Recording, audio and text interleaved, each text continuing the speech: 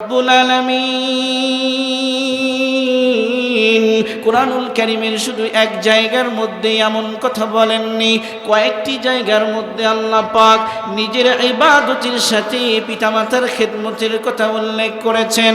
সূরাতুল বাকারা আয়াত নং ৮৩ আল্লাহ রব্বুল আলামিন বলেন, ওয়া ইয আখাযনা মিসাকা বানি ইসরাঈলা আল্লা তা'বুদু ইল্লাল্লাহ ওয়া বিল ওয়ালিদাইনি ইহসানা। আল্লাহু আকবার বলুন। আল্লাহ রব্বুল আলামিন কুরআনুল কারীমের সূরাতুল বাকারার ৮৩ নং আয়াতে কারিমার মধ্যে বলে দিলেন, নবী আমার স্মরণ করুন ওই সময়ের কথা, আখাযনা মিসাকা বানি ইসরাঈল, আমি যখন বনি ইসরাঈল থেকে অঙ্গীকার নিয়েছিলাম, আল্লাহ তা'বুদু ইল্লাল্লাহ, গোলামি হবে একমাত্র আমি আল্লাহর।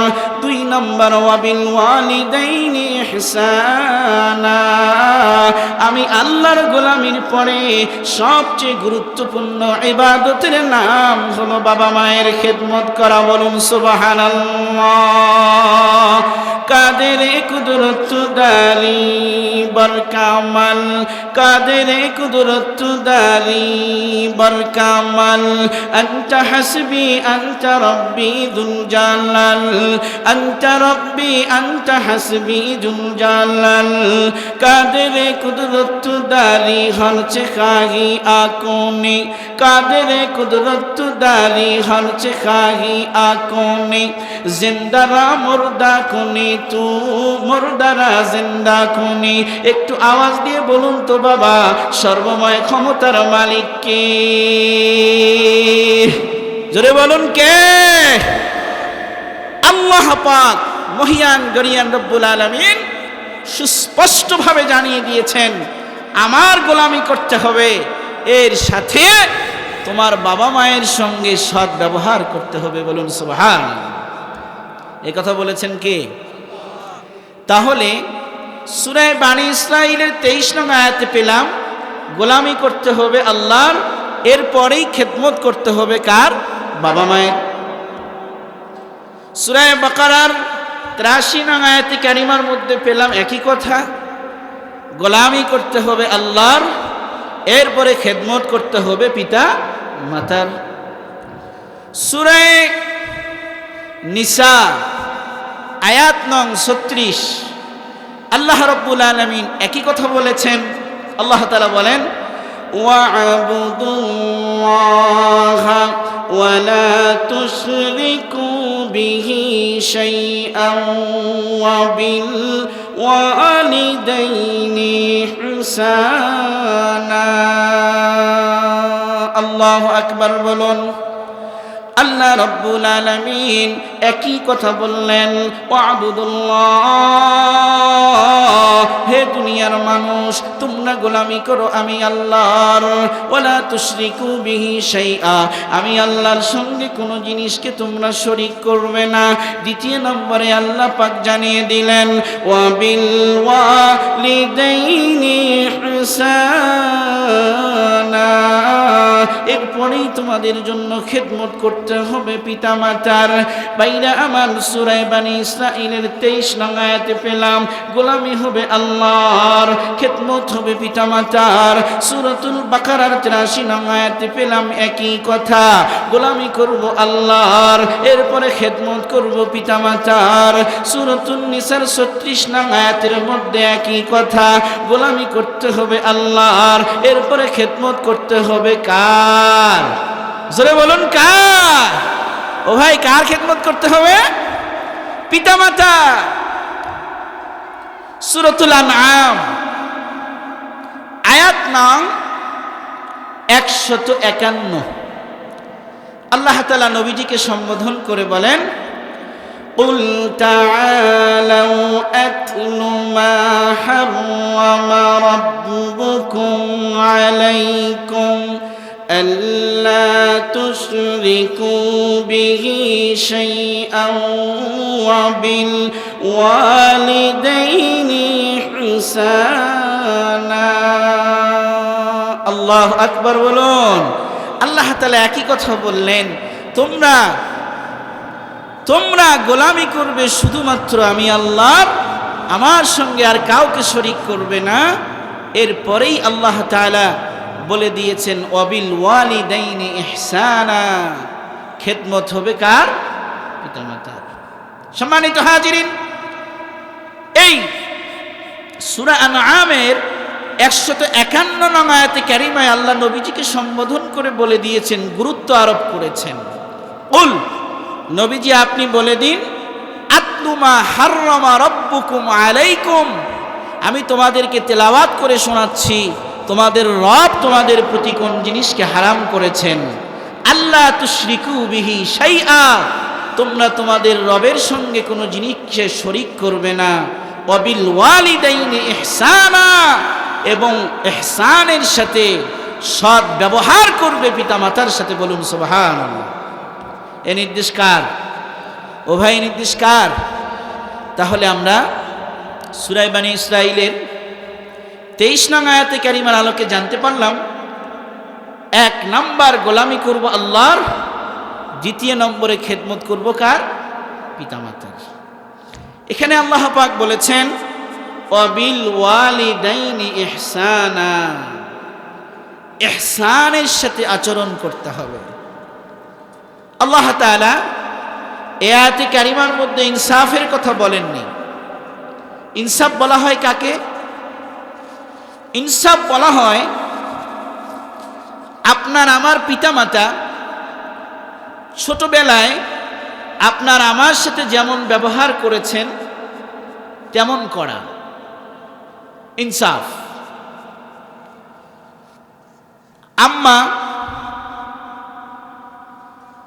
5 বৎসর 6 বৎসর বয়স হওয়া পর্যন্ত আপনাকে আমাকে কিভাবে আদর সোহাগ দিয়ে ভালোবাসা দিয়ে বড় করেছেন, একটুকু চিন্তা করেছেন কখনো?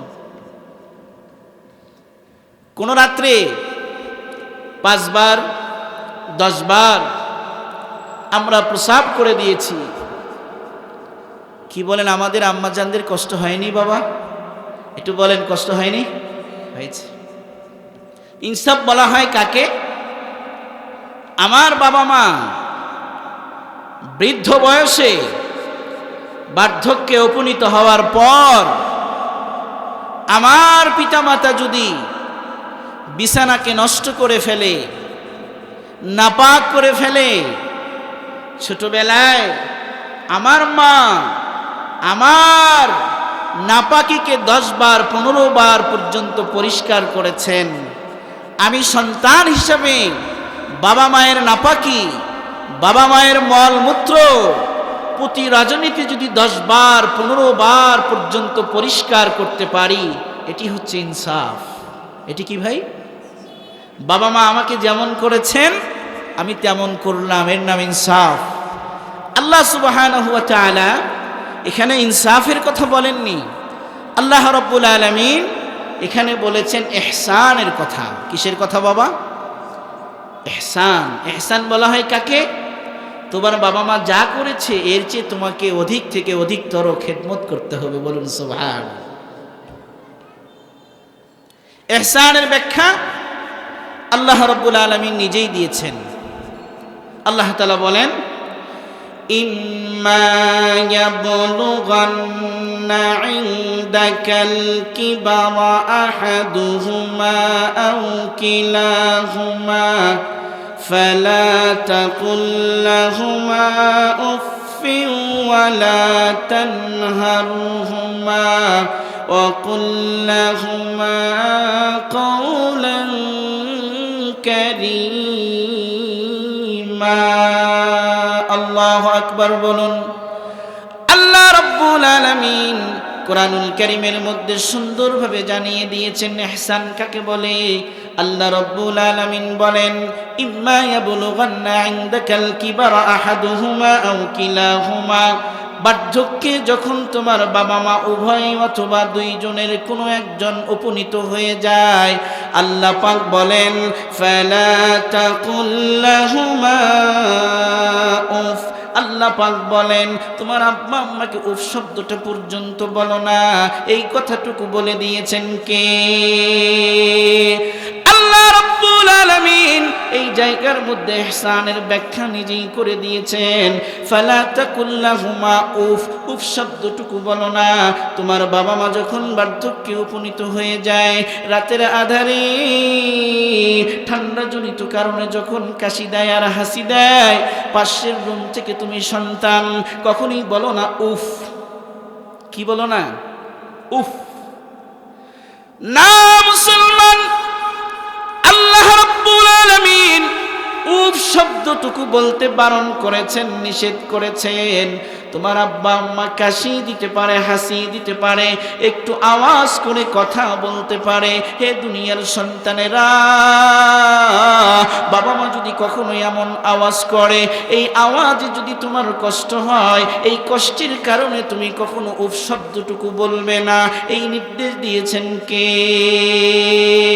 এক নম্বর ইহসানের ব্যাখ্যা, কখনো উফ শব্দটুকু বাবা মায়ের সামনে করা যাবে না। দ্বিতীয় নম্বর ইহসানের ব্যাখ্যা আল্লাহ নিজেই করে দিলেন, ওয়ালা তানহারহুমা, কখনোই বাবা মাকে ধমক দেওয়া যাবে না। আপনারা বলুন তো, এই ক্যান্টনমেন্ট থানার মধ্যে, এই নামাপাড়ার মধ্যে, মানিকদির মধ্যে বাবা মাকে ধমক দেনেওয়ালা সন্তান আছে না নাই? ও ভাই, আছে না নাই? কম না বেশি? কি আপনাদেরকে আওয়াজ দিতে কষ্ট হয়? এমন সন্তান আছে না নাই? কম না বেশি? বাবা মায়ের কাছে যখন কোনো কিছু চায়, তখন যেই মুহূর্তে আব্বা আম্মা তার আবদার পূর্ণ করতে পারে না, তখন ধমক দেয়। ধমক দিয়ে কথা বলে, আমাকে জন্ম দিয়েছেন, আমার আবদার পূরণ করতে পারবেন না কেন? এমন পোড়া কপাল সন্তান আছে না নাই? তো আল্লাহ তাআলা নিষেধ করেছেন, ওয়ালা তানহারহুমা, কখনোই বাবা মাকে ধমক দিয়ে কথা বলবে না। ইহসানের 2 নম্বর ব্যাখ্যা। 3 নম্বর, ওয়াকুল লাহুমা কওলান কারীমা। আল্লাহ রাব্বুল আলামিন বলেন, যখনই তোমরা বাবা মায়ের সামনে গিয়ে কথা বলবে, বাবা মায়ের সামনে নরম ভাষায় সম্মানজনকভাবে কথা বলবে, রূঢ় আচরণ আব্বা আম্মার সামনে করবে না। 4 নম্বরে আল্লাহ পাক ইহসানের ব্যাখ্যা করে দিয়েছেন, ওয়াখফিদ লাহুমা জানাহা যুল্লি মিনার রাহমাহ। আল্লাহ পাক বলেন, আব্বা আম্মার সামনে নিজের বাহুকে তোমরা নুয়ে দাও। আব্বা আম্মার সামনে দাম্ভিকতার সাথে, অহংকারীর সাথে কখনোই তোমরা বসবে না, নত হয়ে বসবে। এই নির্দেশ দিয়েছেন কে? ও ভাই, জোরে বলুন কে? আমার রব্বুল আলামিন সুন্দর করে জানিয়ে দিয়েছেন না মুসলমান না, বাবা মায়ের সামনে নিজের বাহুটাকে নুয়ে দিতে হবে, নত করে দিতে হবে। অহংকারীর সাথে, দাম্ভিকতার সাথে বাবা মায়ের সামনে বসা যাবে না। ভাইরা আমার, বন্ধুরা আমার, ইহসানের 5 নম্বর ব্যাখ্যা রব্বুল আলামিন করে দিলেন, ওয়াকুর রাব্বিল হামহুমা। সবাই বলুন, ওয়াকুর রাব্বিল হামহুমা কামা রাব্বায়ানি সগীরা। আল্লাহু আকবার বলুন। আল্লাহ রাব্বুল আলামিন 5 নম্বর ইহসানের ব্যাখ্যা করেছেন, ও দুনিয়ার সন্তানেরা, তোমরা বাবা মায়ের জন্য আমি আল্লাহর কাছে দোয়া করবে, রব্বি, হে আমার রব, ইরহামহুমা কামা রাব্বায়ানি সগীরা। আমার আব্বা আম্মা ছোটবেলায় যেভাবে আমাকে তাদের রহমতের কোলে লালন পালন করেছে, মায়ার সাথে, দয়ার সাথে, অনুরূপভাবে আপনি রব্বুল আলামিন আপনার রহমতের কোলে আমার বাবা মাকে লালন পালন করুন। বলুন সুবহানাল্লাহ। আর আওয়াজ দিয়ে বলুন সুবহানাল্লাহ। ভাইরা আমার, সুবহানাল্লাহ বললে লাভ না ক্ষতি? জোরে বলেন, লাভ না ক্ষতি? আমার ভাইরা, আল্লাহ রাব্বুল আলামিনের হাবিব বিশ্ব নবী জনাবে মুহাম্মদুর রাসূলুল্লাহ সাল্লাল্লাহু আলাইহি ওয়াসাল্লাম বলেন, মান ক্বালা সুবহানাল্লাহিল আযীম ওয়া বিহামদিহি, আল্লাহর পয়গম্বর বলেন আমার যে উম্মত একবার বলবে সুবহানাল্লাহিল আযীম ওয়া বিহামদিহি, একবার বলার সঙ্গে সঙ্গে তার জন্য জান্নাতে একটি গাছ আল্লাহ তাআলা রোপণ করে দেন। বলুন সুবহানাল্লাহ। ভাইরা আমার, বন্ধুরা আমার, একটু গভীর মনোযোগ দিয়ে কথাগুলি শুনবেন। আল্লাহর পয়গম্বর বলেন একবার যদি কোনো ব্যক্তি সুবহানাল্লাহ বলে, এই সুবহানাল্লাহ বলার সঙ্গে সঙ্গে তামলা উমা বাইনাস সামাই ওয়াল আরদি, আল্লাহর পয়গম্বর বলেন আসমান জমিনের মধ্যবর্তী ফাঁকা জায়গা আমার আল্লাহ নেকি দিয়া ভরপুর করে দেন।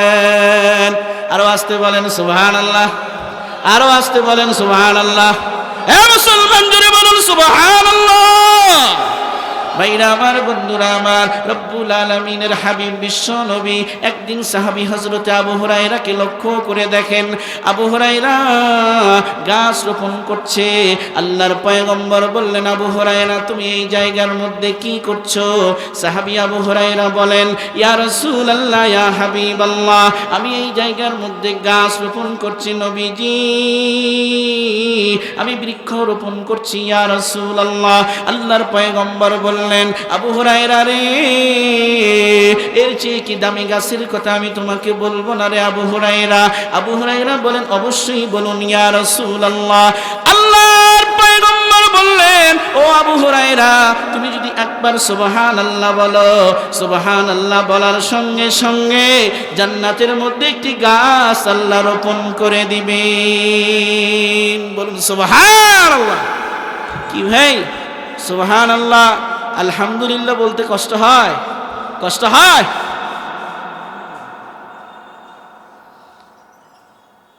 জবান যখন বন্ধ হয়ে যাবে তখন আপনি আর কথা বলতে পারবেন না, মনে চাইলেও পারবেন না। আমি আরজ করতেছিলাম বন্ধুরা, আল্লাহ তাআলা পিতামাতার সঙ্গে সদাচরণের কথা বলেছেন। ইহসানের 5টি ব্যাখ্যা আপনাদের সামনে উপস্থাপন করার চেষ্টা করেছি। আমরা বাবা মায়ের খেদমত করব তো ইনশাআল্লাহ? ও ভাই, করব তো ইনশাআল্লাহ? সম্মানিত হাজিরিন, খলিফা মারওয়ান জুলহুলাইফা নামক জায়গায় অবস্থান করতেন। ওনার বাসা ছিল জুলহুলাইফা, একটি মিকাত।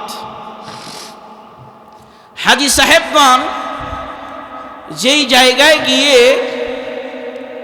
ইহরাম বেঁধে নেয়, এমন জায়গা সমূহের মধ্য থেকে একটি জায়গার নাম জুলহুলাইফা। কি নাম?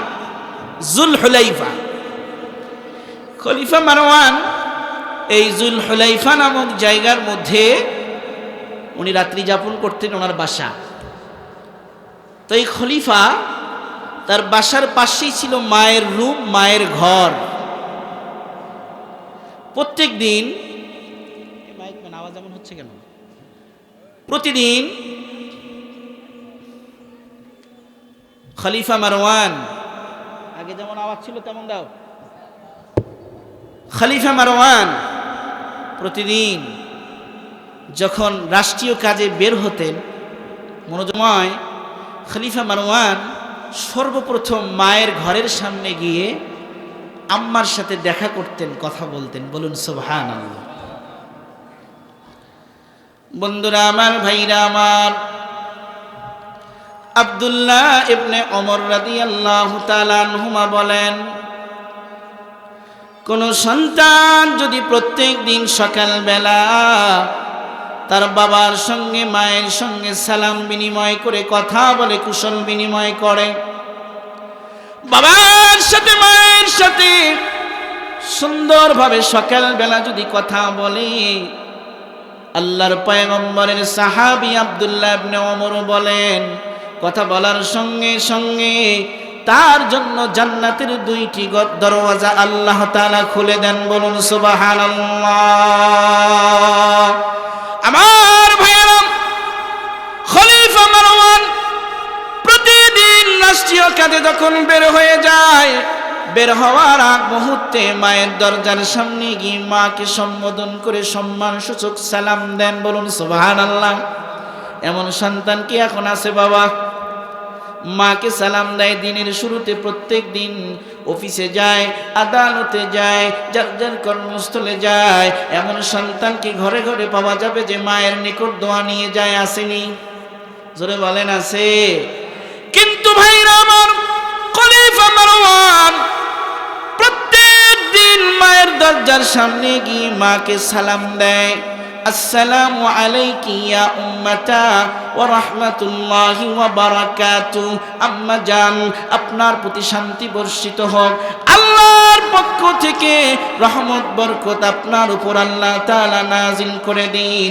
সন্তান খলিফা মারওয়ান যখন দুঃখিনী মাকে সালাম দেয়, মা ঘরের দরজাটি খুলে সালামের সুন্দরভাবে উত্তর দেয়, ওয়া আলাইকাস সালাম ইয়া বুনাইয়া ওয়া রাহমাতুল্লাহি ওয়া বারাকাতুহু। হে আমার প্রিয় সন্তান, তোমার উপর শান্তি বর্ষিত হোক, আল্লাহর পক্ষ থেকে রহমত বরকত নাজিল হয়ে যাক। বলুন সুবহানাল্লাহ। খেদমতে মা দর পে দর কুন সুবহ শাম, খেদমতে মা দর পে দর কুন সুবহ শাম।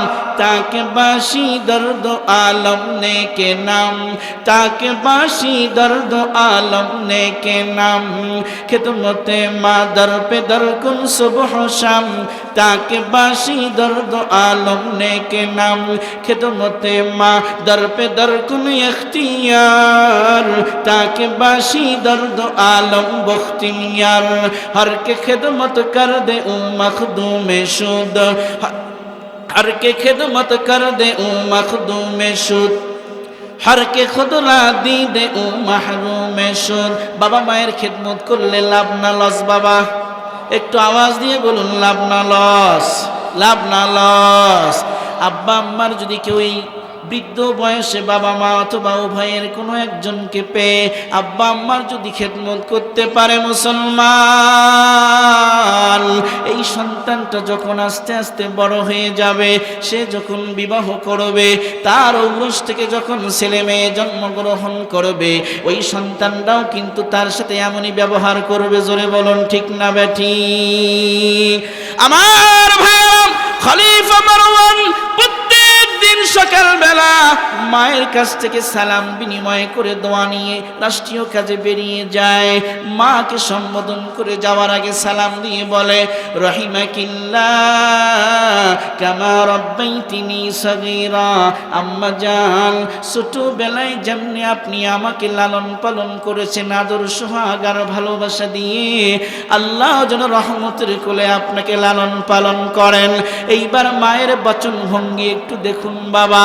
মা সুন্দরভাবে সন্তানকে জবাব দেয়, ওয়া আলাইকাস সালাম রহিমাকাল্লাহু ইয়া বুনাইয়া কামা আবরারতানি কাবীরা।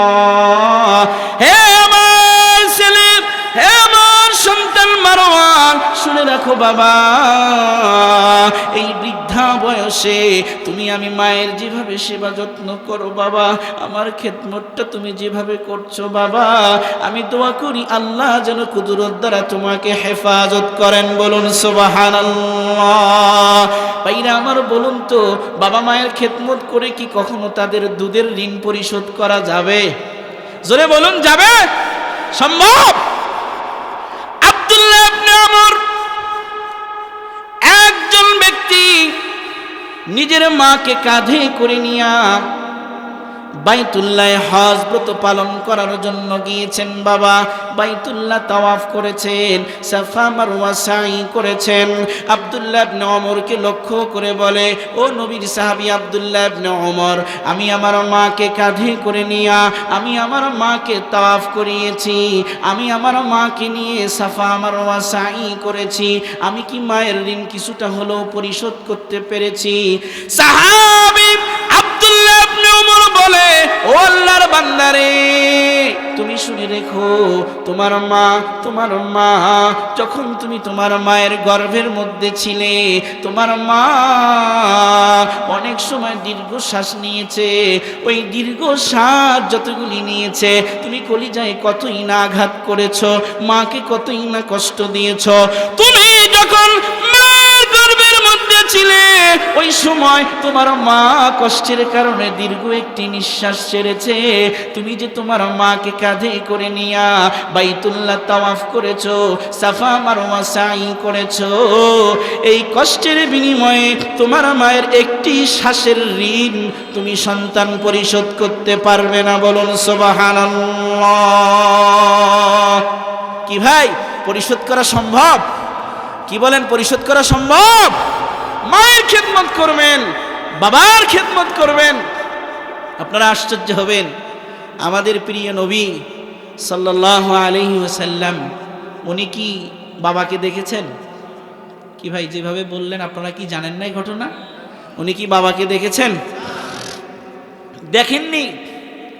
মায়ের গর্ভে থাকা অবস্থায় বিশ্ব নবী বাবাকে হারিয়েছেন। 6 বছর বয়সে মাকে হারিয়েছেন। নবীজি বাবা হারানো কষ্ট অনুধাবন করেছেন। মায়ের অনুপস্থিতির কষ্ট হারে হারে টের পেয়েছেন আমাদের নবীজি সাল্লাল্লাহু আলাইহি ওয়াসাল্লাম। সম্মানিত হাজিরিন, কষ্ট হচ্ছে আপনাদের? নবীজি সাল্লাল্লাহু আলাইহি ওয়াসাল্লাম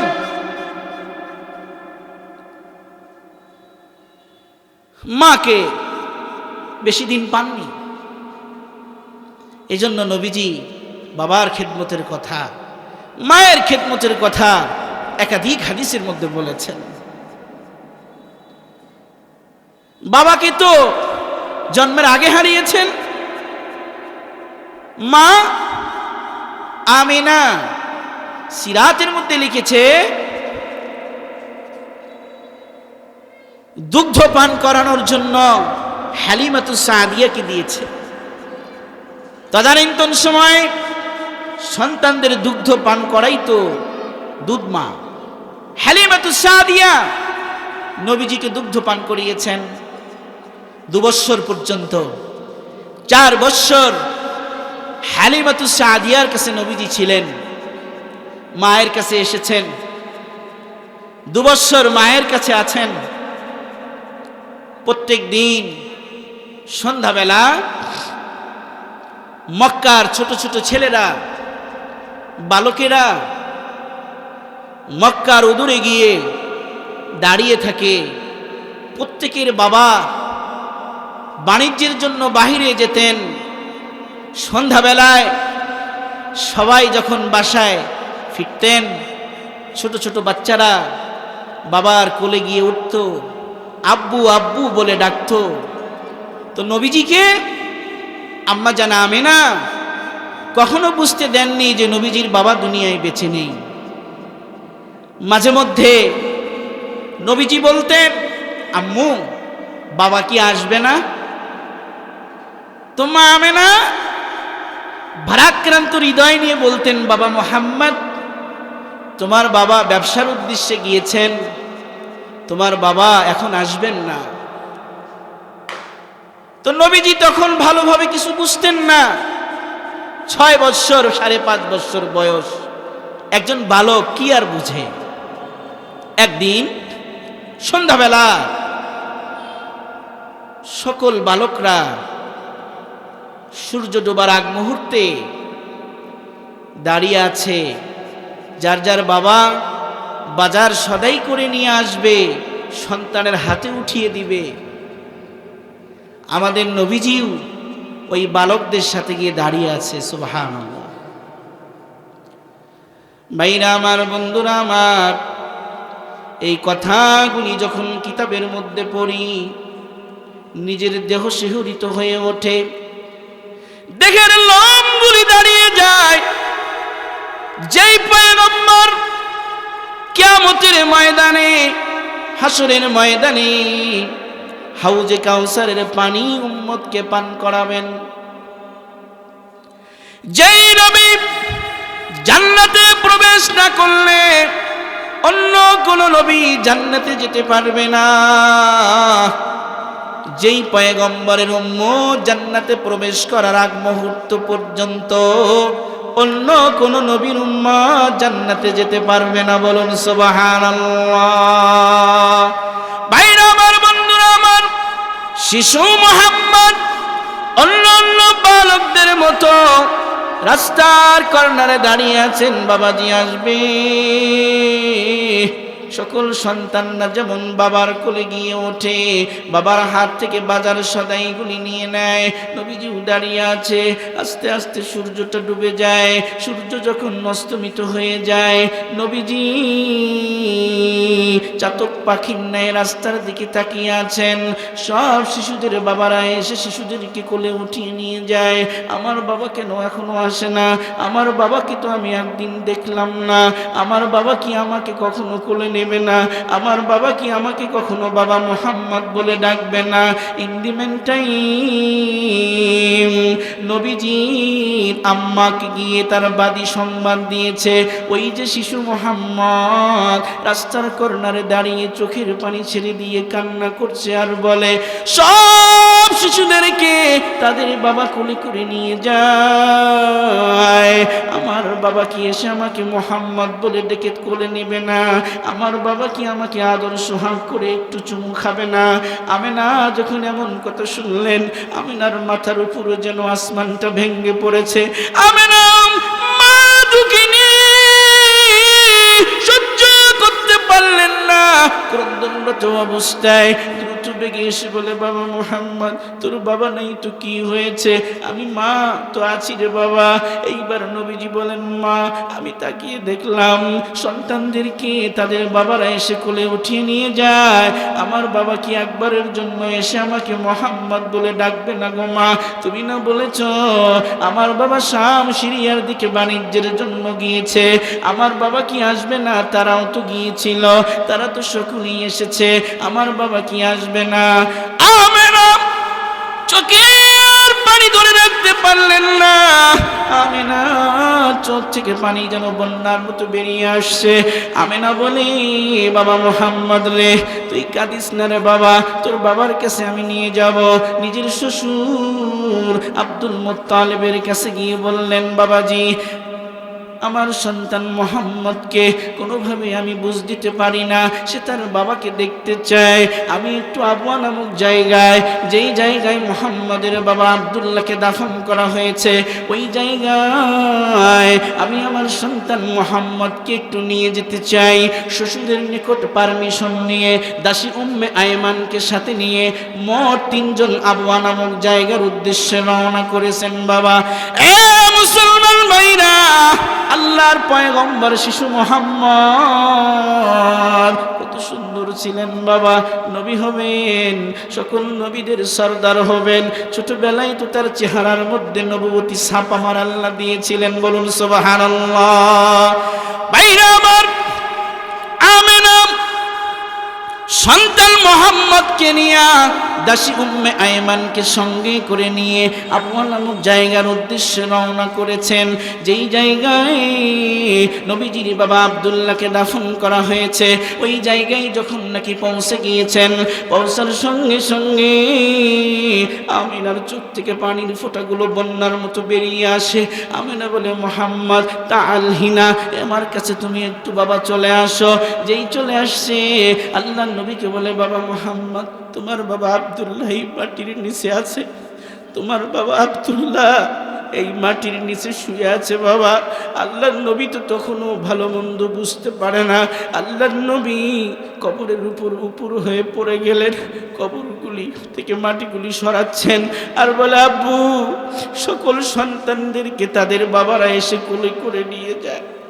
একটা বার কি আমাকে আপনি কোলে নিবেন না বাবা? একটা বার কি আপনি আমাকে বাবা মুহাম্মদ বলে ডাকবেন না? একটা বার কি আমাকে আদর সোহাগ করার জন্য আসবেন না? মা আমেনা আব্দুল্লাহর কবরকে সম্বোধন করে বলে, আব্দুল্লাহ রে, তাকিয়ে দেখো আব্দুল্লাহ, তোমার কবরের উপরে পূর্ণিমার চাঁদ আল্লাহ উঠিয়ে দিয়েছেন। বলুন সুবহানাল্লাহ। আমার ভাই, বিশ্ব নবী জনাব সাল্লাল্লাহু আলাইহি ওয়াসাল্লাম ভালো মন্দ বোঝার ক্ষমতা তো বাবা তখনও হয়নি। আল্লাহর পয়গম্বর কবরের উপর হয়ে পড়ে গেলেন। নবীজি কান্না করছেন।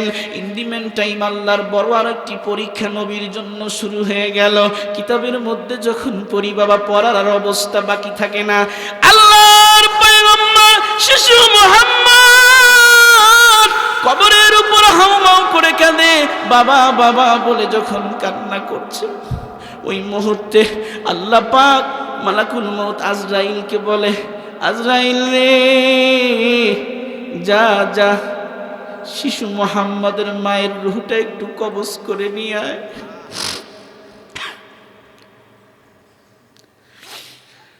আজরাইল বলেন, আয় রব্বুল আলামিন, মুহাম্মদ এমনিতে বাবাকে হারিয়েছে, সেই কষ্টই সহ্য করতে পারে না গো মালিক। এখন আবার তার জনম দুঃখিনী মার রূহটা কবজ করার জন্য বললেন।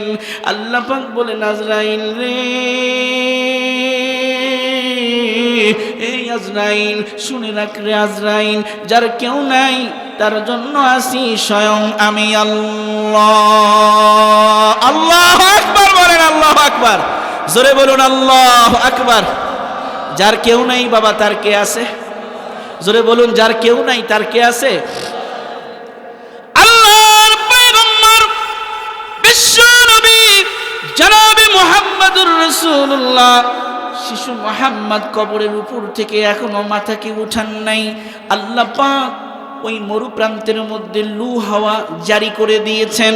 লু হাওয়া যখন শুরু হয়, গরম বাতাস, এই বাতাস যখন শুরু হয়, উটগুলি পর্যন্ত স্থির থাকতে পারে না বাবা।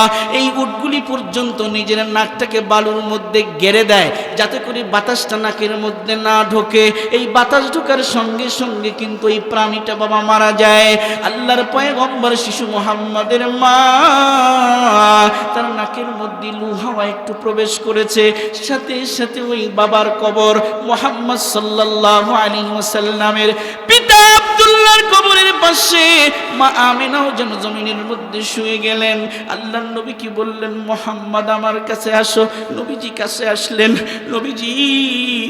নবীজির কোল মোবারক, শিশু বাচ্চা 6 বছর বয়স মুহাম্মদ, নবীজির কোল মোবারকের উপরে মা আমিনা তার মাথাটা রাখলেন। উম্মে আইমানকে বললেন, বনে দিক আয়, এই দাসী বনে দিকে আয়। আমার সন্তান মুহাম্মদ জন্মের পর তার বাবাকে কোনোদিন দেখেনি। আমি মা ছিলাম তার আশ্রয়দাতা। আমি মাও হয়তো বা এখন চলে যাবো, আর থাকবো না রে উম্মে আইমান। আমার মুহাম্মদকে একটু দেখে শুনে রেখো উম্মে আইমান। আমার মুহাম্মদকে তুমি বড় কষ্ট কখনোই দিবে না। এই কথাগুলি বলতে বলতে আল্লাহর পয়গম্বরের মা আল্লাহর ডাকে সাড়া দিয়ে চলে গেলেন। নবী আমার জমিনের মধ্যে হামাগুড়ি খায়। মা যখন ইন্তেকাল করেছেন, মায়ের বুকের উপর নবীজি নিজের চেহারাটা যখন নাকি রাখলেন, রেখে যখন ডাকলেন, আম্মু তুমি কি কথা বলবা না? মা আমেনা তো ইন্তেকাল করেছেন। মা আমেনা কোনো কথা তো জবান দিয়ে বলতে পারবে না বাবা। আল্লাহর ডাকে সাড়া দিয়ে চলে গেছেন। আল্লাহর নবী শিশু মুহাম্মদ 6 বছর বয়সে বলে, মা বাবা আমাকে ডেকে অনেক আগেই চলে গেছে। আজকে মা তুমি জনম দুঃখিনী মা, আমাকে এতিম করে শোক সাগরে ভাসিয়ে দিয়ে চলে গেলে। মা আমি কার কাছে গিয়ে রাত্রি যাপন করব? কে আমি মুহাম্মদের মুখের মধ্যে খাবার উঠিয়ে দিবে? বাইরা আমার বলেন তো, যার কেউ নাই তার রক্ষণাবেক্ষণাকারী কে? জোরে বলুন তো বাবা কে? আমার নবী কত সম্মানী নবী বাবা। সেই নবীর থেকে আমার আল্লাহ পরীক্ষা নিলেন। এমন সম্মানী নবী, যেই নবীর সব কিছু আল্লাহ তাআলা রেকর্ড করে দিয়েছেন। আমার আপনার নবীর নাম বাবা মুহাম্মদুর রাসূলুল্লাহ। নবীজির বাবার নাম আব্দুল্লাহ, আব্দুল্লাহর বাবার নাম আব্দুল মুত্তালিব, আব্দুল মুত্তালিবের বাবার নাম হাশিম, হাশিমের বাবার নাম আব্দে মুনাফ, আব্দে মুনাফের বাবার নাম কুসাই, কুসাইয়ের বাবার নাম কিলাব, কিলাবের বাবার নাম মুররা, মুররার বাবার নাম কাব, কাবের বাবার নাম লুয়াই, লুয়াইয়ের বাবার নাম গালিব, গালিবের বাবার নাম ফেহের, ফেহেরের বাবার নাম মালিক, মালিকের বাবার নাম নজর, নজরের বাবার নাম কেনানা, কেনানার বাবার নাম খুজাইমা, খুজাইমার বাবার নাম মুদরিকা, মুদরিকার বাবার নাম ইলিয়াস, ইলিয়াসের বাবার নাম মুদর, মুদরের বাবার নাম নাজ্জার, নাজ্জারের বাবার নাম মাআদ, মাআদের বাবার নাম আদনান। আল্লাহু আকবার বলেন, আল্লাহু আকবার, জোরে বলুন আল্লাহু আকবার। আমার ভাই জিজ্ঞেস করতে পারেন মুহাম্মদুর রাসূলুল্লাহ থেকে নিয়ে আদনান পর্যন্ত কোথায় পাবেন বাবা? কিতাবের নাম আসাহুল কুতুব বাদা কিতাবিল্লাহ as-সহিহ আল-বুখারী। আল্লাহর কোরআনের পরে সবচেয়ে বিশুদ্ধ যেই কিতাবখানা বাবা, এর নাম সহিহ বুখারী শরীফ। এই বুখারী শরীফ খণ্ড নম্বর 1 পৃষ্ঠা নম্বর 543 খুললেই আপনি পেয়ে যাবেন মুহাম্মদুর রাসূলুল্লাহ থেকে নিয়ে আদনান পর্যন্ত আল্লাহ রেকর্ড করে রেখেছেন। বলুন সুবহানাল্লাহ। আদনানের বাবার নাম উদু, উদুর বাবার নাম মুকাব্বিম, মুকাব্বিমের বাবার নাম তারেক, তারেকের বাবার নাম ইয়াসজাদ, ইয়াসজাদের বাবার নাম ইয়ারাব, ইয়ারাবের বাবার নাম সাবিত, সাবিতের বাবার নাম জবিহুল্লাহ ইসমাঈল, ইসমাঈলের বাবার নাম খলিলুল্লাহ ইব্রাহিম আলাইহিস সালাতু ওয়াস সালাম। আল্লাহু আকবার। জিজ্ঞেস করতে পারেন হুজুর কোন কিতাব থেকে বললেন? দলিল আসেনি? হ্যাঁ হ্যাঁ, রেকর্ড করুন দলিল। কিতাবের নাম ফাতহুল বারি শরহে সহিহুল বুখারী, খণ্ড নম্বর 7 পৃষ্ঠা নম্বর 125। ইব্রাহিম আলাইহিস সালাতু ওয়াস সালামের বাবার নাম তারেক ওরফে আজর, আজরের বাবার নাম সুরুজ, সুরুজের বাবার নাম রউ, রউর বাবার নাম সালেজ, সালেজের বাবার নাম আবের, আবেরের বাবার নাম সালেহ, সালেহের বাবার নাম আরফাকশাদ, আরফাকশাদের বাবার নাম শাম, শামের বাবার নাম সাইয়্যিদুনা নূহ আলাইহিস সালাতু ওয়াস সালাম। আল্লাহু আকবার। জিজ্ঞেস করতে পারেন হুজুর কোন কিতাব থেকে বললেন? কিতাবের নাম কাসাসুল কোরআন, খণ্ড নম্বর 1 পৃষ্ঠা নম্বর 155। ভাইরা আমার, বন্ধুরা আমার, নূহ আলাইহিস সালাতু ওয়াস সালামের বাবার নাম লামিক, লামিকের বাবার নাম মতু শালেহ, মতু শালেহের বাবার নাম অখনুক, অখনুকের বাবার নাম ইয়ারুদ, ইয়ারুদের বাবার নাম মাহলাইল, মাহলাইলের বাবার নাম কায়নান, কায়নানের বাবার নাম আনুশ, আনুশের বাবার নাম শীশ, শীশের বাবার নাম সাইয়্যিদুনা ওয়া আবুনা নূহ আলাইহিস, সাইয়্যিদুনা ওয়া আবুনা আদম আলাইহিস সালাতু ওয়াস সালাম। আল্লাহু আকবার। জিজ্ঞেস করতে পারেন হুজুর কোন কিতাব থেকে বললেন? রেফারেন্স লিখে রাখুন। কিতাবের নাম কাসাসুল কোরআন, খণ্ড নম্বর 1 পৃষ্ঠা নম্বর 63। বাবাজি, আল্লাহর নবীর বংশ তালিকা পর্যন্ত কিতাবে রেকর্ড করা আছে। আল্লাহর নবী কয়দিন জীবিত ছিলেন? 22,330 দিন এবং 6 ঘন্টা। আল্লাহর পয়গম্বর দুনিয়ার জমিনে জীবিত ছিলেন, কিতাবের মধ্যে স্বর্ণাক্ষরে লেখা আছে। এমন দামি একজন পয়গম্বর, এই পয়গম্বর থেকে আল্লাহ পরীক্ষা নিলেন। শিশু মুহাম্মদের বাবাকে উঠিয়ে নিলেন, মাকে উঠিয়ে নিলেন। এই পয়গম্বর বাবা মার গুরুত্ব বুঝাইতে গিয়ে বাবাজি সুন্দর করে বলে দিয়েছেন, ক্বালা রাসূলুল্লাহ সাল্লাল্লাহু আলাইহি ওয়াসাল্লাম, রিদার রাব্বি ফি রিদাল ওয়ালিদ ওয়া সাখাতুর রাব্বি ফি সাখাতিল ওয়ালিদ। আল্লাহর পয়গম্বর বলেন, এ দুনিয়ার মানুষেরা, তোমরা যদি আল্লাহর সন্তুষ্টি অর্জন করতে চাও, তোমাদের বাবা মাকে সন্তুষ্ট করে যাও। আর আল্লাহ অসন্তুষ্ট হবেন তোমাদের বাবা মা যদি অসন্তুষ্ট হয়। ভাইরা আমার, বন্ধুরা আমার, শুধু তাই নয়, পয়গম্বর আরবি বলেন, ক্বালা রাসূলুল্লাহ সাল্লাল্লাহু আলাইহি ওয়াসাল্লাম, হুমা জান্নাতুকা হুমা নারুকা।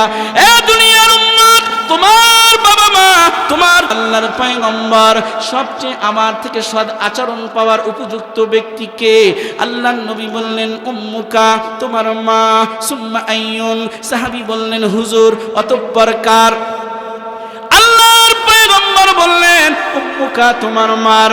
সাহাবী আবার বললেন সুম্মা আইয়ুন ইয়া রাসূলুল্লাহ, ওগো আল্লাহর পয়গম্বর, এরপরে খেদমত করব কার? আল্লাহর পয়গম্বর বললেন উম্মুকা, তোমার মায়ের। চতুর্থবার বললেন হুজুর সুম্মা আইয়ুন, এরপরে খেদমত করব কার? আল্লাহর পয়গম্বর বললেন আবুকা, তোমার বাবার। বলুন সুবহানাল্লাহ। মায়ের কথা কয়বার? ভাই আপনাদের কষ্ট হচ্ছে? কষ্ট হচ্ছে? মায়ের কথা কয়বার? বাবার কথা? বাবার কথা?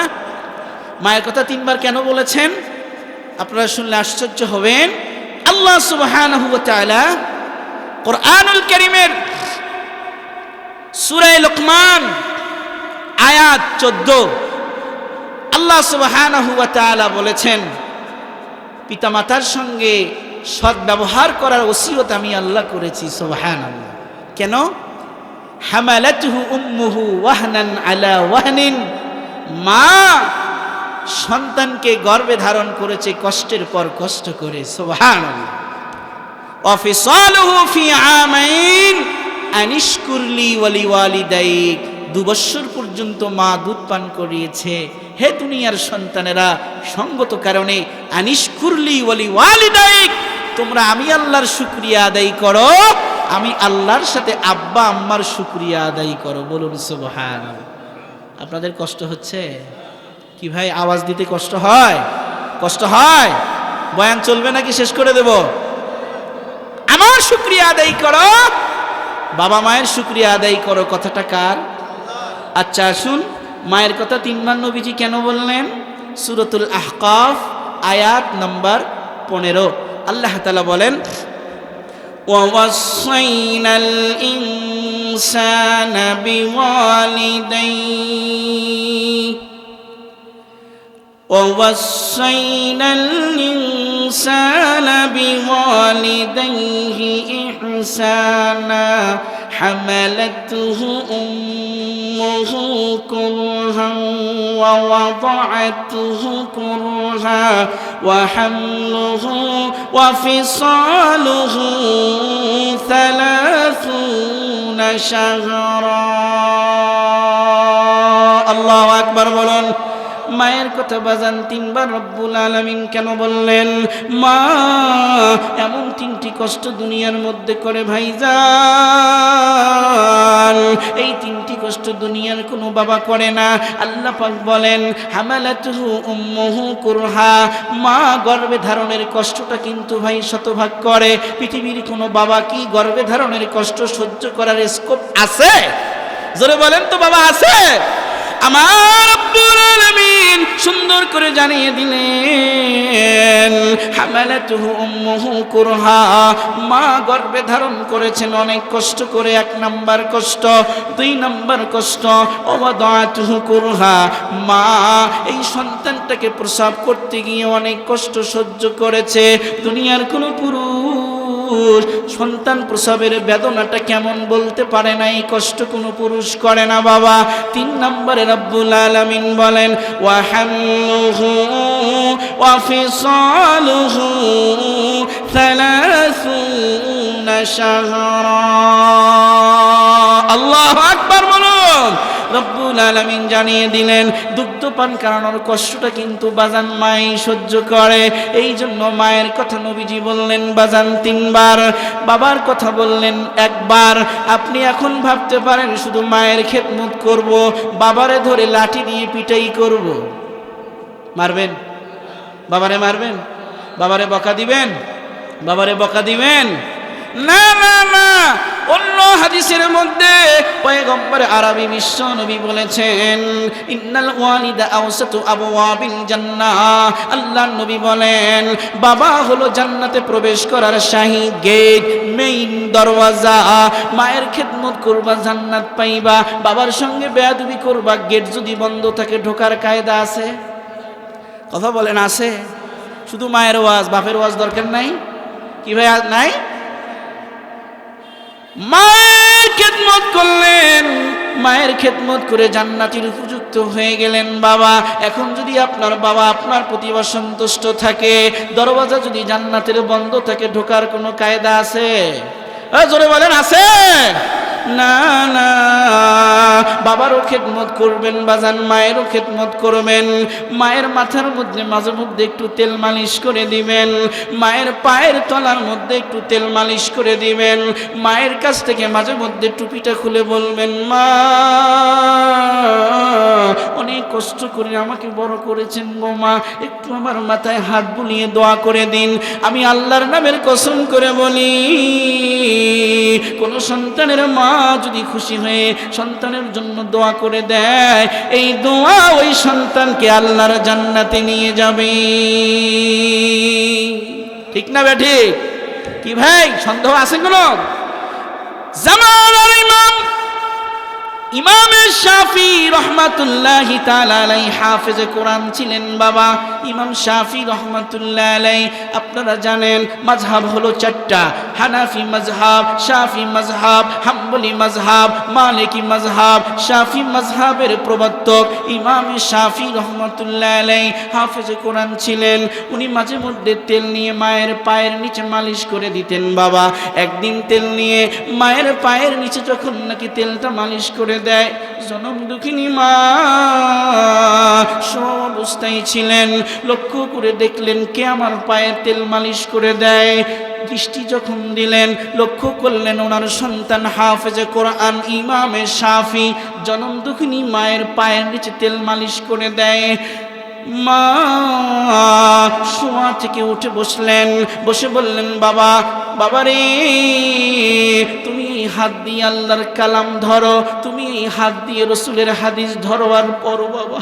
এই হাতটা দিয়ে আমি মায়ের পায়ের নিচে তুমি কিভাবে হাত লাগিয়ে তেল মালিশ করো রে বাবা, আমার আত্মমর্যাদায় লাগে বাবা। তোমার মতো আলেম ছেলে, এই ছেলে যেই হাত দিয়ে আল্লাহর কোরআন তুমি ধরো বাবা, যেই হাত দিয়ে আল্লাহর নবীর হাদিস ধরো বাবা, এই হাত দিয়ে তুমি আমার পায়ে আর কখনো তেল মালিশ করবে না বাবা। হঠাৎ করে জনম দুঃখিনী মা হঠাৎ করে লক্ষ্য করে দেখলেন ইমামে শাফি রহমাতুল্লাহ আলাইহি নিজের ঠোঁট মোবারক মায়ের পায়ের নিচে লাগিয়ে চুম্বন করেছে। বলুন সুবহানাল্লাহ। খেদমতে মা দর পে দর কুন ইখতিয়ার, তাকে বাসি দর্দ আলম बख्तियार, हर के खिदमत कर दे ओ मखदूम शुद, हर के खुदरा दी दे ओ महरूम शुद, हर के खुदरा दी दे ओ महरूम शुद। বলেন তো বাবা, মায়ের আর বাবার খেদমত করলে দাম বাড়িয়ে দিবেন কে? জোরে বলেন কে? আমার ভাই, আল্লাহর পয়গম্বরের একজন নগণ্য গোলাম ইমামে শাফি রহমাতুল্লাহ আলাইহি মায়ের পায়ের নিচে যেই না চুম্বন করেছে বাবা, যেই না চুমু খেয়েছে, মা বলে, বাবারে আস্তাগফিরুল্লাহ ইন্না লিল্লাহ। বাবা যেই জবান দিয়ে আল্লাহর কালাম পড়ো, এই জবান আমি মায়ের পায়ের নিচে কেন তুমি লাগিয়ে চুমু খেলে রে বাবা? ইমামে শাফি চোখের পানি ছেড়ে দিয়ে বলে, মা আমি তোমার পায়ে চুমু খাইনি মা, আমার নবী বলেছেন মায়ের পায়ের নিচে জান্নাত। আমার নবী বলেছেন ইলজাম রিজলাই ইলজাম রিজলাহা, মায়ের পাকে তোমরা আবশ্যক বানিয়ে নাও, মায়ের পাকে তোমরা আবশ্যক বানিয়ে নাও। থাম্মাল জান্নাহ, মায়ের পায়ের কাছে আল্লাহর জান্নাত রয়েছে। ও মা, আপনার আত্মমর্যাদায় লাগাটা ঠিক হবে না গো মা। আমি যেই জবান দিয়ে আল্লাহর কোরআন পড়ি, যেই জবান দিয়ে নবীজির হাদিস পাঠ করি গো মা, ওই জবান দুনিয়ার কোনো মানুষের পায়ে লাগাইনি। আমি আমার জবান দিয়ে তুমি মায়ের পায়ে চুমু খাইনি, আমি আমার জবান দিয়ে ঠোঁট দিয়ে আমার জান্নাতে চুমু খেয়েছি। বলুন সুবহানাল্লাহ। মায়ের আর বাবার খেদমত করলে দাম কমে না বাড়ে বাবা? জোরে বলেন, কমে না বাড়ে? কমে না বাড়ে? তাহলে মায়ের খেদমত করবেন তো ইনশাআল্লাহ? কে কে করবেন হাত উঠায় আল্লাহকে দেখান। সবাই খেদমত করবেন তো ইনশাআল্লাহ? আল্লাহ আমাদের সবাইকে আব্বা আম্মার খেদমত করার তৌফিক দান করুন। ভাইরা আমার, বন্ধুরা আমার, এখন মায়ের খেদমত করবেন। আরেকটি জিনিস মনে রাখবেন, অনেক মা বোনরা আমার আলোচনা শুনছেন, মা একটু গভীর মনোযোগ দিয়ে শুনবেন মেহেরবানি করে। মা, আপনি যদি চান আপনার সন্তানটা আল্লাহওয়ালা হবে, আপনার সন্তানটা আপনি মায়ের খেদমতকারী হয়ে যাবে, এই জন্য মা আপনাকে কিন্তু পর্দার সাথে চলতে হবে। আপনার দেহটা কিন্তু বেগানা পুরুষকে দেখানো যাবে না। মা, প্রত্যেকটা মহিলার জন্য পর্দা করা ফরজ না নফল? ও ভাই জোরে বলেন, ফরজ না নফল? ফরজ না নফল? আমাদের অধীনস্থ মেয়েদেরকে পর্দায় রাখবো তো ইনশাআল্লাহ? কে কে রাখবেন না হাত উঠান। কি রাখবেন না? পর্দায় রাখবেন না? রাখবেন? সবাই রাখবেন তো ইনশাআল্লাহ? কিয়ামতের ময়দানে দায়ুস যারা হবে, এই দায়ুস জাহান্নামে যাবে। দায়ুস কাদেরকে বলা হয়েছে? দায়ুস বলা হয়েছে যারা নিজেদের অধীনস্থ মেয়েদেরকে পর্দায় রাখে না। কিসে রাখে না? পর্দার সাথে রাখবেন, পর্দা মোতাবেক চালাবেন। ভাইরা আমার, কিয়ামতের ময়দানে বেগানা মহিলা যারা দুনিয়াতে পর্দার ধার ধারবে না, কিয়ামতের ময়দানে আল্লাহ এই সকল মেয়েদেরকে জাহান্নাম দিয়ে দিবেন। বলুন নাউজুবিল্লাহ। পর্দার কথা বলেছেন কে? পর্দার কথা বলেছেন কে? আল্লাহ তাআলা বলছেন, وَقَرْنَ فِي بُيُوتِكُنَّ وَلَا تَبَرَّجْنَ تَبَرُّجَ الْجَاهِلِيَّةِ الْأُولَى। আল্লাহু আকবার বলুন। আল্লাহ রাব্বুল আলামিন জানিয়ে দিয়েছেন, হে দুনিয়ার মুসলিম মহিলারা, তোমরা ঘরে অবস্থান করো, জাহিলি যুগের মেয়েদের মতো তোমরা বের হবে না। এই নির্দেশটা দিয়েছেন বাবা কে? একটু আওয়াজ দিয়ে বলুন না কে? আল্লাহর নির্দেশ মানা ফরজ না নফল? প্রশ্ন করতে পারেন, হুজুর তাহলে কি আমাদের মেয়েরা, আমাদের মহিলারা কি তারা বাসার থেকে বের হবে না? হ্যাঁ হ্যাঁ, অবশ্যই বের হবে। রব্বুল আলামিন সেটিও বলে দিয়েছেন, ইয়া আইয়ুহান নাবিয়্যু কুল লিআজওয়াজিকা ওয়া বানাতিকা ওয়া নিসাইল মুমিনিন। আল্লাহু আকবার। আল্লাহ পাক বলেন, নবী আমার, কুল্লি আজওয়াজিকা, আপনার বিবিদেরকে বলে দিন, ওয়া বানাতিকা, আপনার কন্যাদিগকে বলে দিন, ওয়া নিসাইল মুমিনিন, সমস্ত দুনিয়ার মুমিনদের বিবিদেরকে বলে দিন, তারা যদি বাসার থেকে বের হয়ে যেতে চায়, বের হয়ে যেতে পারবে। তবে যাবে কিভাবে? রব্বুল আলামিন জানিয়ে দিলেন, ইদুনিন আলাইহিন্না মিন জালাবিবিহিন্না, বোরকা থাকলে বোরকা দ্বারা অথবা বড় চাদর দ্বারা মাথা থেকে পা পর্যন্ত আবৃত করে ঢেকে যেন বের হয়ে যায়। বলুন সুবহানাল্লাহ। ভাইরা আমার, একজন মহিলা 14 প্রকার পুরুষের সাথে দেখা দিতে পারবে, এর বাহিরে কোনো পুরুষের সামনে যেতে পারবে না। মুফাসসিরিন ইকরাম সূরাতুন নূর 18 নম্বর পারা 12 নম্বর পৃষ্ঠা 4 নম্বর রুকুর মধ্যে আল্লাহ তাআলা বিস্তারিত বলে দিয়েছেন। মুফাসসিরিন ইকরাম ব্যাখ্যা করে 15 প্রকার সাব্যস্ত করেছেন মানুষদেরকে মুখস্থ রাখার সুবিধার্থে। একজন মহিলা বাবা 15 প্রকার পুরুষের সামনে যেতে পারবে, একটু মুখস্থ করে যাবেন, কিছু আমল নিয়ে যাবেন। 5 প্রকার পুরুষ বাবার মতো। কার মতো বলেন সবাই? কার মতো? কার মতো? বাবার মতো। আর 5 প্রকারের পুরুষ হচ্ছে বাবা ভাইয়ের মতো। আর 5 প্রকারের পুরুষ হচ্ছে কিন্তু ছেলের মতো। বাবার মতো 5 প্রকার: 1 নম্বর আপন বাবা, 2 নম্বরে দুধ বাবা, 3 নম্বরে আপন চাচা, 4 নম্বরে আপন মামা, 5 নম্বরে শ্বশুর আব্বা। কয় প্রকার? আপন বাবা বলেন বলেন। আপন বাবা, দুধ বাবা, আপন চাচা, আপন মামা, শ্বশুর আব্বা। কয় প্রকার হয়েছে? কয় প্রকার হয়েছে? আর 5 প্রকারের পুরুষ হচ্ছে ভাইয়ের মতো। 1 নম্বর আপন ভাই, 2 নম্বরে দুধ ভাই, 3 নম্বরে আপন দাদা, 4 নম্বরে আপন নানা, 5 নম্বরে আপন নাতি, দাদা নানা নাতি, দাদা নানা নাতি। ভাইয়ের মতো কিনা?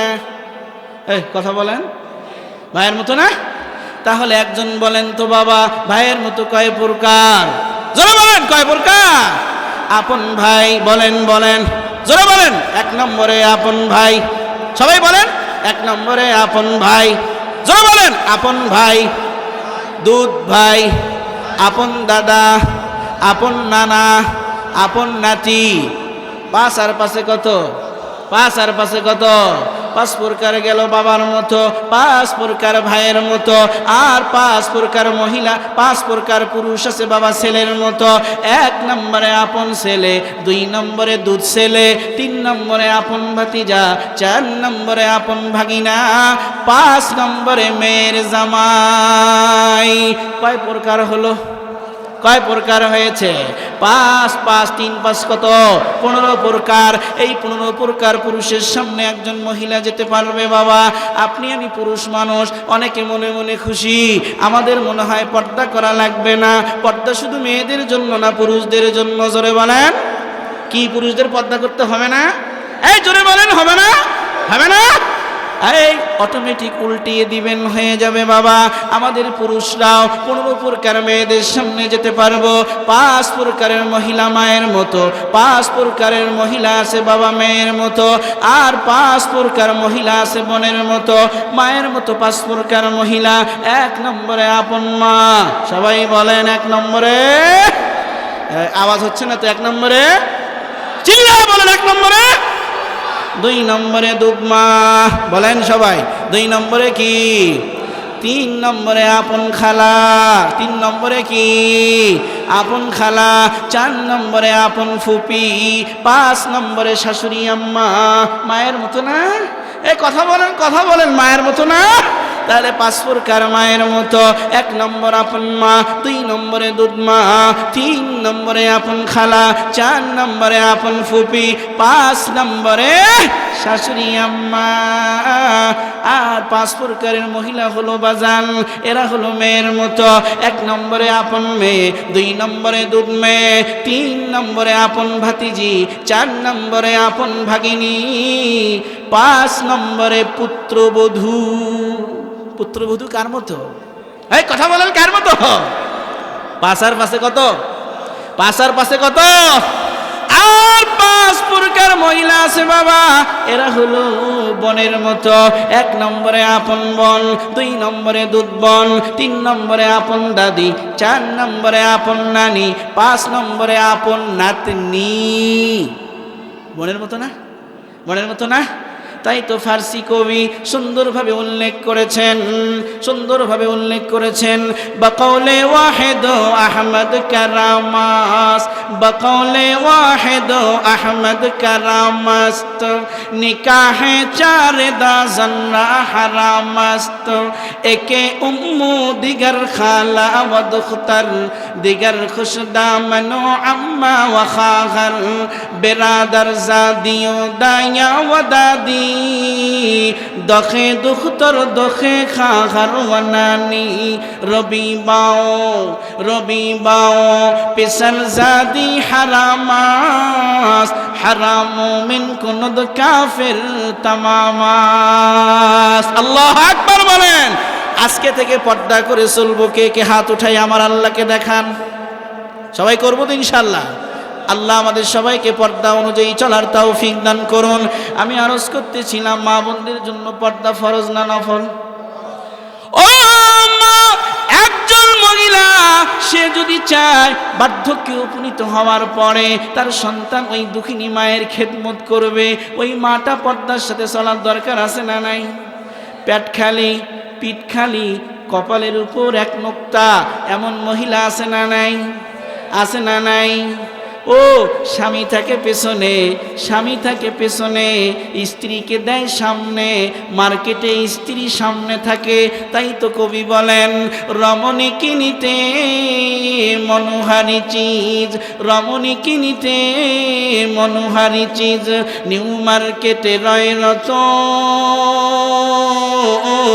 পুরুষ তাহা গোসাই পেছনে, স্বামী তাহা গোসাই পেছনে, বালক চাকরের মতো।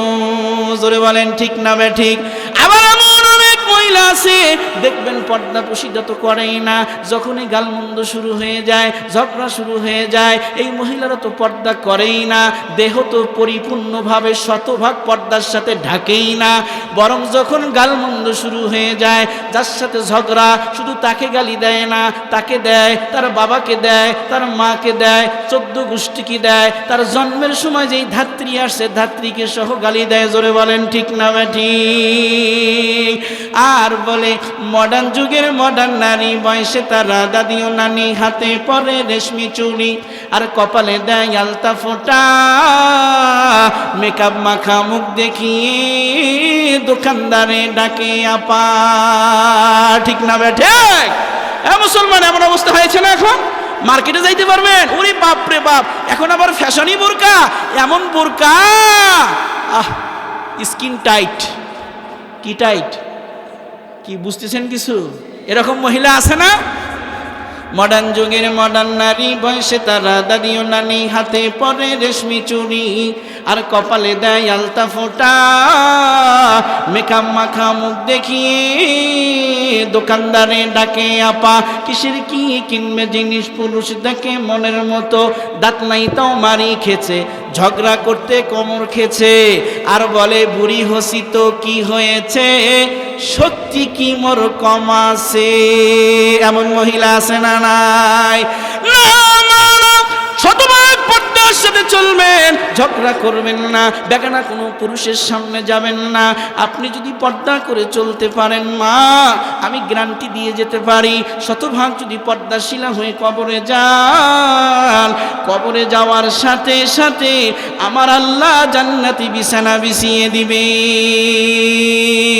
আল্লাহর নবীর কন্যা বাবা, নাম হলো ফাতেমা। কি নাম? জোরে বলেন কি নাম?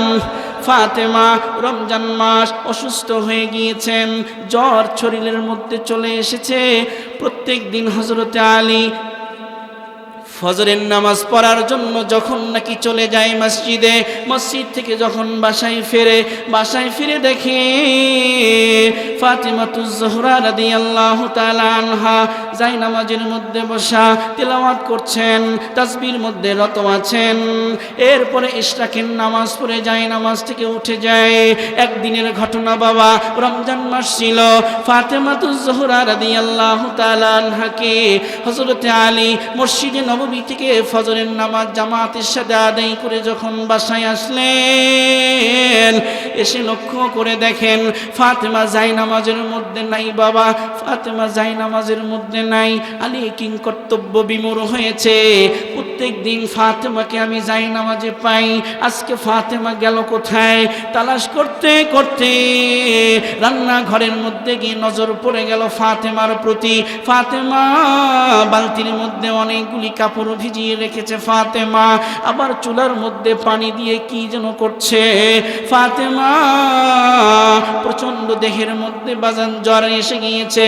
ফাতেমা ঝাড়ু নিয়ে নিজের বাসাটা পরিষ্কার করছে। বাবা, এই ঘটনা যখন কিতাবের মধ্যে পড়ি, চোখের পানি কিন্তু ভাই আটকিয়ে রাখা যায় না। ফাতেমা অনেকগুলি কাজ একসাথে শুরু করে দিয়েছে। বাজান হযরত আলী বললেন, ফাতেমা রে, প্রত্যেক দিন আমি ফজরের নামাজ মসজিদে নববী থেকে যখন পরে বাসায় আসি, তোমাকে যাই নামাজে পাই রে ফাতেমা। আজকে তোমাকে অনেকগুলি কাজ করতে দেখছি, কেন রে ফাতেমা? ফাতেমা বলে, প্রাণের স্বামী আমার, আজকের রজনীতে আমি স্বপ্ন যুগে দেখতে পেলাম বিশ্ব নবী মুহাম্মদুর রাসূলুল্লাহ আমার ঘরের মধ্যে তাশরিফ এনেছেন। অনেক আগেই বাবা জান ইন্তেকাল করেছেন, অনেক দিন পর্যন্ত আব্বা জান বিশ্ব নবীকে আমি দেখি না, নবী তো ইন্তেকাল করেছেন। স্বপ্ন যুগে দেখতে পেলাম নবীজি আমার ঘরের মধ্যে এসে কি যেন তালাশ করছে, কি যেন খুঁজতেছিলেন। পেছন দিক থেকে আমি ফাতেমার দৃষ্টি পড়ে গেল নবীজির প্রতি। আমি বললাম, আব্বাজি,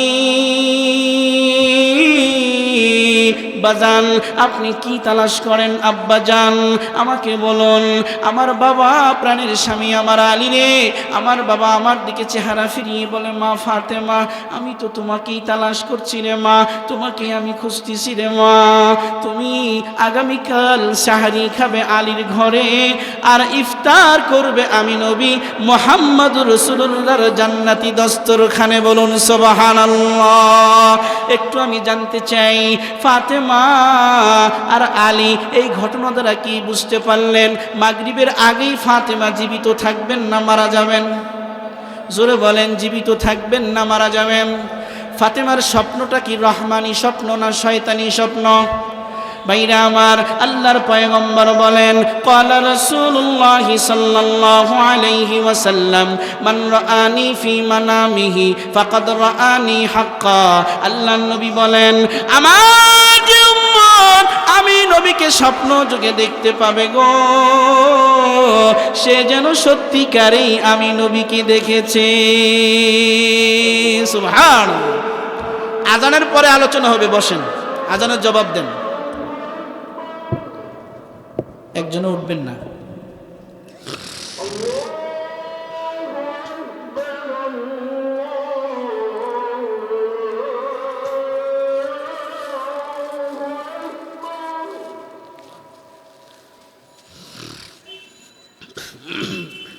নবীজি হাদিসে বলেন যে আমি নবীকে স্বপ্নে দেখেছে, সেজন্য বাস্তবে আমি রসুলকে দেখেছে। সুবহানাল্লাহ।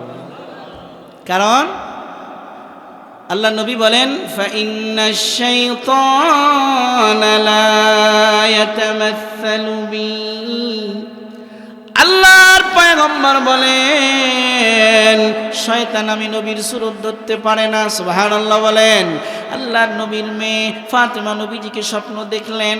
স্বপ্নের ঘটনা যখন আলীকে বললেন, আলী রে, আমার বুঝতে আর বাকি নাই রে আলী, আজকে সন্ধ্যা হওয়ার আগে আমি দুনিয়া থেকে বিদায় নেব।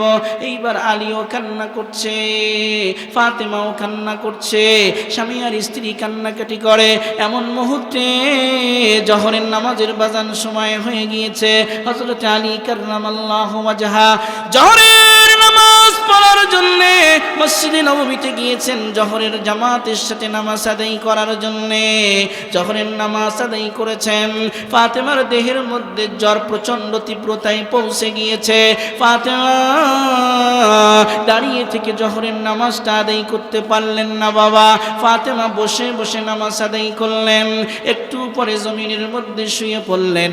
ফাতেমা হাসান আর হুসাইনকে ডেকে বলেন, হাসান রে, হুসাইন রে, যাও তো বাবা, তোমার বাবা আলীকে একটু ডেকে নিয়ে আসো।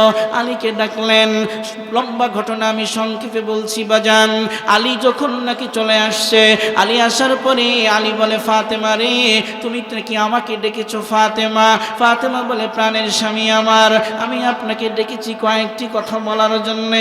প্রাণের স্বামী আমার, যেই দিন থেকে আমি আপনার ঘরে বিবাহ বন্ধনে আবদ্ধ হয়ে চলে এসেছি, ওই দিন থেকে নিয়ে আজ পর্যন্ত স্বামী আমার, অনেক ক্ষেত্রে আমি ফাতেমা আপনি স্বামীকে কষ্ট দিয়েছি। আমাকে আল্লাহর হস্তে মাফ করে দিন, আল্লাহর হস্তে আমাকে ক্ষমা করে দিন। আপনি স্বামী যদি আমাকে ক্ষমা না করেন, আপনি স্বামী যদি আমাকে মাফ না করেন, আমি কন্যার কারণে কিয়ামতের ময়দানে আমার বাবা বিশ্ব নবী লজ্জিত হয়ে যাবে। ও মানিকদের মা বোনেরা, ও নামাপাড়ার মায়েরা বোনেরা, একটু দিলের কান দিয়ে কথাগুলি শুনবেন। মা, একজন সন্তানের কারণে কিন্তু বাবা মা লজ্জিত হয়ে যাবে। আল্লাহ পাক সূরা হামিম সাজদার মধ্যে কথাটি বলে দিয়েছেন। কিয়ামতের ময়দানে সন্তান বলবে, রব্বানা আরিনাল্লাযাইনি আযাল্লানা মিনাল জিন্নি ওয়াল ইনসি نجعلهما تحت أقدامنا ليكونا من الأسفلين। আল্লাহু আকবার বলুন। সন্তান বলবে, আল্লাহ আমার আব্বা আম্মাকে আমাদের সামনে নিয়ে আসুন, এরা আমাদেরকে নামাজের কথা বলেনি, পর্দা পুশিদার কথা বলেনি। নেতাকে নিয়ে আসুন, নেত্রীকে নিয়ে আসুন, আমার পূর্বপুরুষদেরকে নিয়ে আসুন, এরা আমাদেরকে আপনার হুকুম মানার জন্য কখনো নির্দেশনা দেয়নি। আমরা একটু আমাদের বাবা মা মুরব্বীদের গর্দানের উপর পা রেখে জাহান্নামে যেতে চাই। বলুন নাউযুবিল্লাহ। ফাতেমা স্বামীর হাত ধরে বলে, প্রাণের স্বামী আমার, আপনি আল্লাহর হস্তে আমাকে মাফ করে দিন।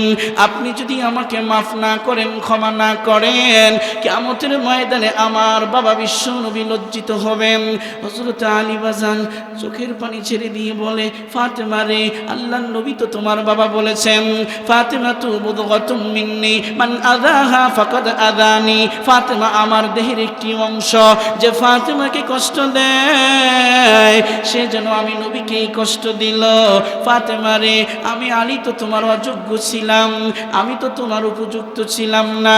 ফাতেমা আমার ভালোভাবেই স্মরণ আছে, যেই দিন বিশ্বনবী দয়া করে মায়া করে আমি আলীর হাতে তুমি ফাতেমাকে বিবাহ বন্ধনে আবদ্ধের মাধ্যমে উঠিয়ে দিয়েছেন, ওই দিন থেকে আজ পর্যন্ত তোমার মুখে দুলুকমা খাবার আমি দিতে পারি নাই, তোমাকে সুন্দর একটি বিছানা দিতে পারি নাই, সুন্দর একটি জামা তুমি ফাতেমাকে আমি দিতে পারি নাই।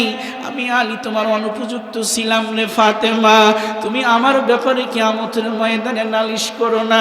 আমি আলীকে ফাতেমা তুমি মাফ করে দাও, আমি আলীকে তুমি ক্ষমা করে দাও। হাইরে মুসলমান, স্বামীও কাঁদে, স্ত্রীও কাঁদে।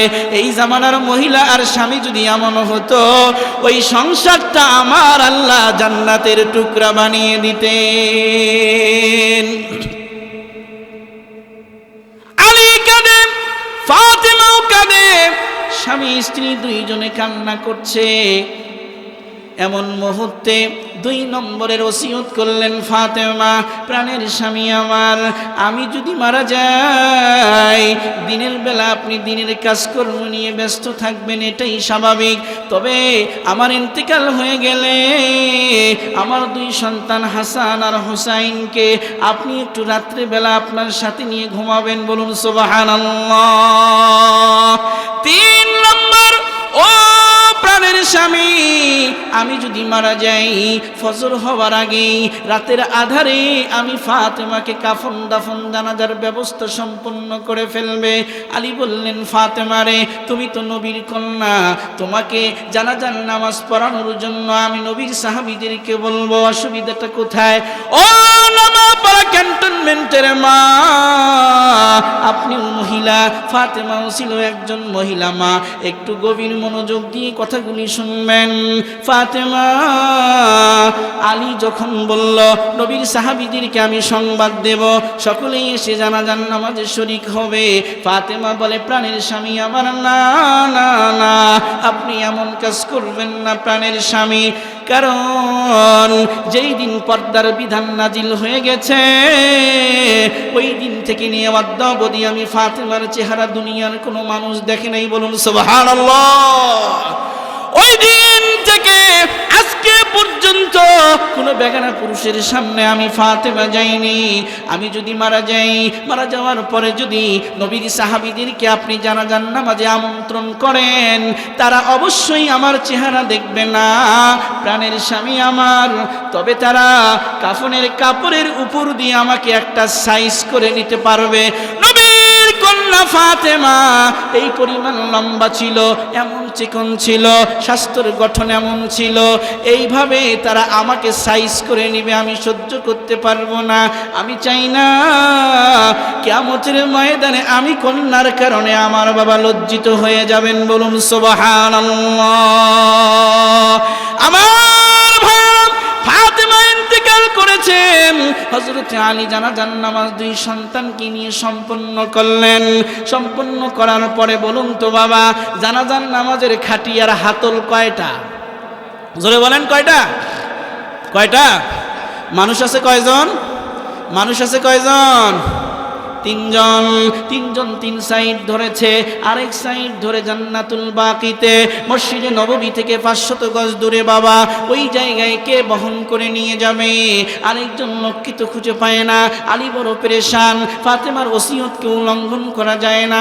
হঠাৎ করে লক্ষ্য করে দেখে একজন বয়োবৃদ্ধ সাহাবী, নাম হলো আবু যর গিফারি, দ্রুত বেগে আলীর ঘরে চলে এসেছেন, বলুন সুবহানাল্লাহ। আল্লাহর পয়গম্বরের সাহাবী ফাতেমার স্বামী আলী বলে, আবু যর রে, আমি তো দুনিয়ার কোনো মানুষকে সংবাদ দেইনি, তুমি আসলে কিভাবে? আবু যর বলে, ও আলী, প্রত্যেক দিনের মতো ঈশার নামাজের পরে আমি ঘুমিয়ে গিয়েছিলাম। রাতের বেলায় স্বপ্নে দেখি বিশ্ব নবী মুহাম্মদুর রাসূলুল্লাহ আমার ঘরে চলে এসেছেন। বলুন সুবহানাল্লাহ। ও আলী, আমি নিজে আসিনি, मैं आया नहीं हो, मुझे भिजाया गया हो। আমি তো আসি নাই, আমাকে পাঠানো হয়েছে। নবীজি দেখি স্বপ্ন যোগে আমাকে বলে, আবু যর রে, আমার কন্যা ফাতেমাকে খাটিয়ার মধ্যে উঠাবে। হাসান হুসাইন ধরেছে, আলী ধরেছে, কিন্তু আরেকটি সাইড তো এখনো বাকি আছে। যাও যাও, ফাতেমাকে একটু কবরস্থানে নিয়ে আসার ব্যবস্থা করো। আবু যর আরেক কন্যার কাঁধে নিলেন, চারজন মিলে কবরস্থানে রাখছেন। In the meantime Abu Zar Ghifari বলে, ইয়া কবরু আতাদরি মানিল্লাতি জিনা বিহা ইলাইক, কবর তুমি কি জানো তোমার কাছে আজকে কাকে নিয়ে আমরা এসেছি? হাদিহি বিনতু রাসূলিল্লাহ, হাদিহি যাওজাতু আলিয়্যিন কাররামাল্লাহু ওয়াজহা।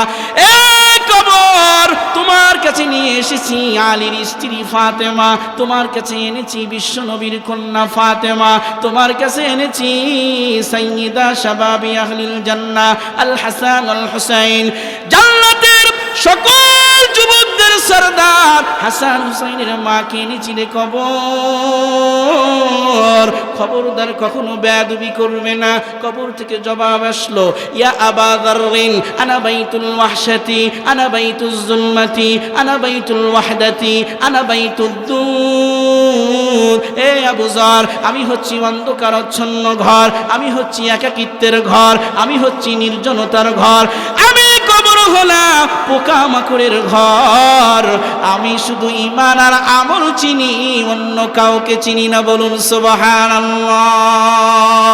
এই জন্য মা বোনদেরকে বলি, মা, নবীর মেয়ে ফাতেমা যদি ইন্তেকালের পরেও পর্দার চিন্তা করে, আমাদের মা বোনদের দরকার আছে না নাই?